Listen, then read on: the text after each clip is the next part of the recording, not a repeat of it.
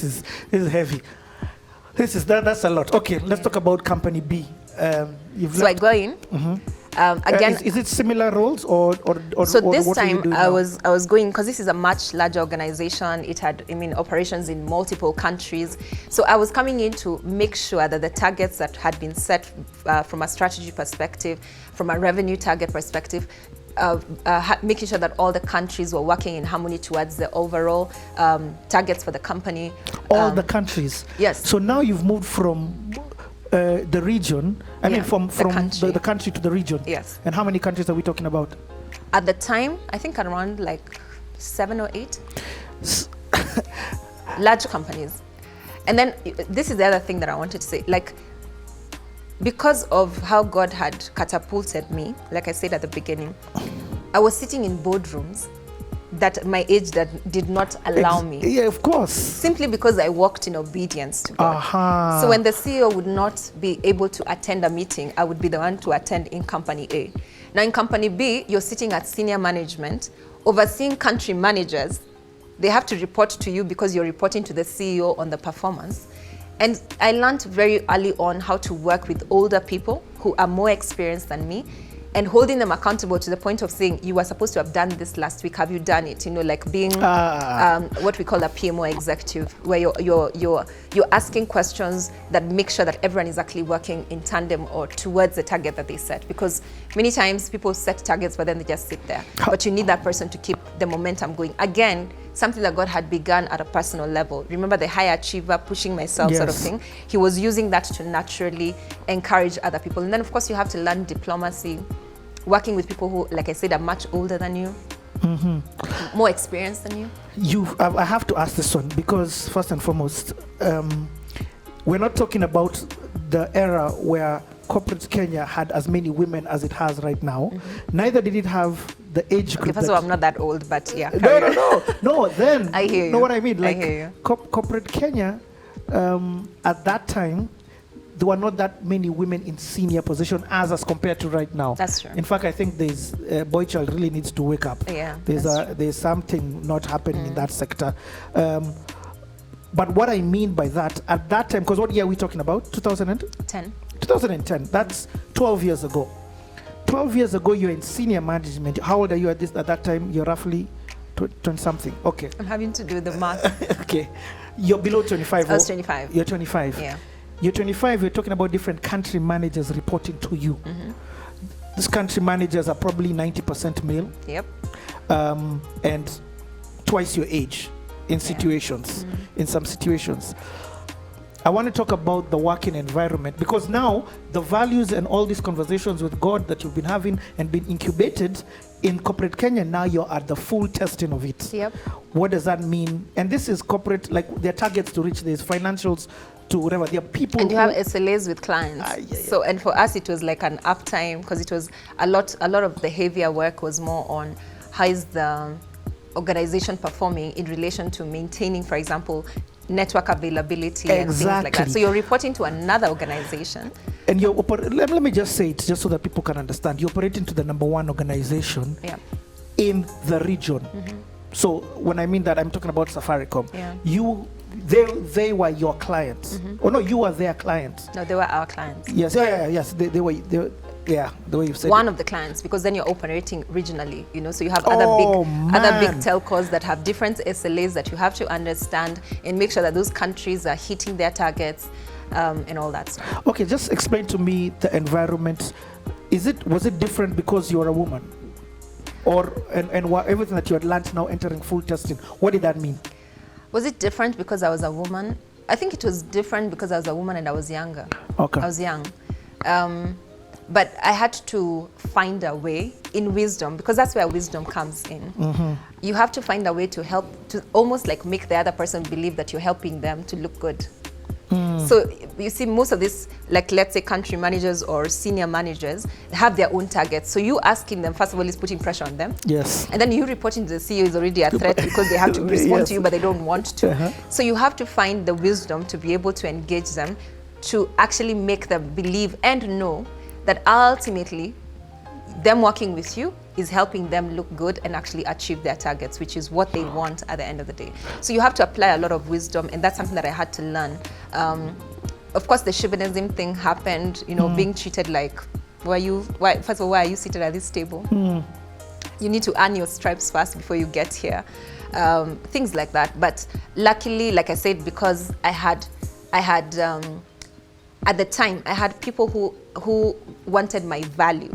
You understand? So me doing my job was important for them as well. Yes. So they and that's the thing, that they had to affirm my role for me to be able to do my work. But at the same time, they can only affirm your role so far, because ultimately you can end up creating enemies. So you have to be the one to find a way in wisdom to engage with the other team in a way that it helps you to actually advance your objectives. Okay, from how does God speak to you in a situation like that? So how does God become relevant in the corporate culture? This is day-to-day pressure. Now you're there early, you're leaving late. High pressure. For me, there's no difference between the way he'd speak to me on the pulpit when I'm leading worship and he says, pray for so-and-so, or call out, or make this altar call. And when he says to me, so-and-so is going through something, go and speak to them. Sometimes it's that, when you're so precise, almost like you're in ministry in that corporate, like the times when I've had breakthroughs throughout my career, the times when I've had breakthroughs has been when you've touched on a point that is so personal to someone and you've become relevant to them because of that thing that helped you. It's like they see you in a different light. They see you as more than just a colleague or a manager. They see you as a source of life to them, in a way that they then introduce a certain level of respect because of the way you're engaging. So I don't compartmentalize my life in terms of saying, I'm in ministry on Sunday, I go and lead worship, and then on Monday I come and I'm wearing a suit and I deal. You learn, you grow. Like for example, I had to learn how to be firm, but at the same time get work done, but also be gentle enough to be able to draw people to understand that people, this is something I had to learn on the job, to understand that people are actually holistic. They go through stuff. Sometimes when someone is not performing, like now for me, I'd be a hard hitter on targets. But the moment I understood that while you're driving targets, this person just broke up with their boyfriend, or they lost a child, or they're sick, or they lost their mother. And that sensitivity for me was introduced by the Spirit of God, cautioning me, like, before you call that person and raise your voice about them being late, there's actually something else that's going on with them. And then you become a minister to them as opposed to just a manager who's asking them about their targets. What did you like about that environment? Is this now where you had arrived, the epitome of corporate Kenya, of not corporate Kenya, of the corporate world that you were aspiring to get to? You've gotten there now, or at that time? Not necessarily. In fact, I think a year into the job, I do this thing every so often, and I took time out to just go and seek God, like, are we still okay? And I began to feel like this is not the right environment for me. A year after, because of things that, normal corporates, politics, etc. And I was just like, I don't know if this is something I want to continue with. But at the time when I took time out, and there's a reason why I'm saying this, I took time out to go and pray. I was so clear that I needed to quit, and that's all I wanted to do. I was going to tell God, I'm quitting. So what are we doing next? So What was it that had got you to that point? Just different things, politics, and then of course because just different things. Let me just say corporate politics and all that, and also just the question of, is this advancing me in the direction that I think my life is supposed to be going to or not, right? So I remember I finished my retreat in Naivasha. On my way back, I'm coming and I meet the person that I said, my spiritual dad, and I said, this is what God has told me, I'm going to quit. And he said, you're not going anywhere. That's not what God has told you. You want to quit, so you're asking for God to validate the thing that you want. Again, back to the thing that you want vis-a-vis what God is saying, just learning through the process and learning how to work with God. But I remember I was determined to do whatever God wants. So that time I just quietened my spirit and I said, if it's His will for me to exit, it's going to happen.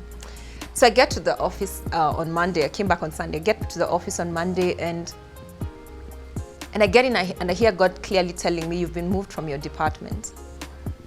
And then the second thing I heard was, there's a letter on your desk. And I go in for sure. the first person I meet is, Sellah, were you told, that you've been moved from your department? And I say, what? I get to my desk and I see a letter on my desk, or rather the HR person walks in after me and gives me a letter, and the brief or the summary of it was that I had been moved from my department, etc. The reason I'm bringing this up is that, like I said, there's no separation between what is God and what is not God. Just the way I hear him about other things, I would hear him clearly. God on Sundays, God on Monday. Precisely. So long story short, for me, my corporate career, especially in that environment, it became, even the opportunities that would come up. For example, there's an opportunity for you to get a promotion. I remember there's this particular one that opened, and I was being encouraged because it was the obvious next step for me. And I went to God and he said, you're not taking any promotion right now. It was a struggle for me. I'm just sharing all this to say that it's not always that I go to God and he says yes. Sometimes it's a demand on me not to do the thing that I want to do. The same way he told you to wait 12 months. Yeah. Even in corporate culture, he's telling you don't take a promotion. Precisely. And all this was what we call in scripture about your heart being circumcised, because your heart enlarges because of desire and the things that you want. But then with time, he's the one who begins to tell you, over here you'll get, explain to me how David got to a point where he desired something that was not God. And this is a man that was after God's heart, and he was, considered a psalmist, and he was considered completely in pursuit of God's will. But with time, because of interactions with just life in general, your heart can begin to have desires that are not exactly aligned to the mind of God. And so the onus is on us to constantly go to God and say, check my spirit, check my motives, check the reason why I want this thing. If it's not your will, let me know in advance before I've gotten myself into it, and then I'm starting to cry for you to come and save me. And so that constant culture for me, or that pattern or practice for me, helped me a lot to avoid things that would otherwise be detrimental to my So life. You go into this new department. What does this department now involve? It was reversed because it was not the mind of God. Because and I don't want to sort of dwell on that. Yes. Yeah. Okay. Yeah. So what? Okay. So where does this story transition then into? So basically, I finished my master's, and remember, I'm going to class. 2 years. Yeah. I go to class. I'm learning governance. I come back to corporate, and I'm doing corporate-y things. It was the longest 2 years in my life. Because it was such a tug of war.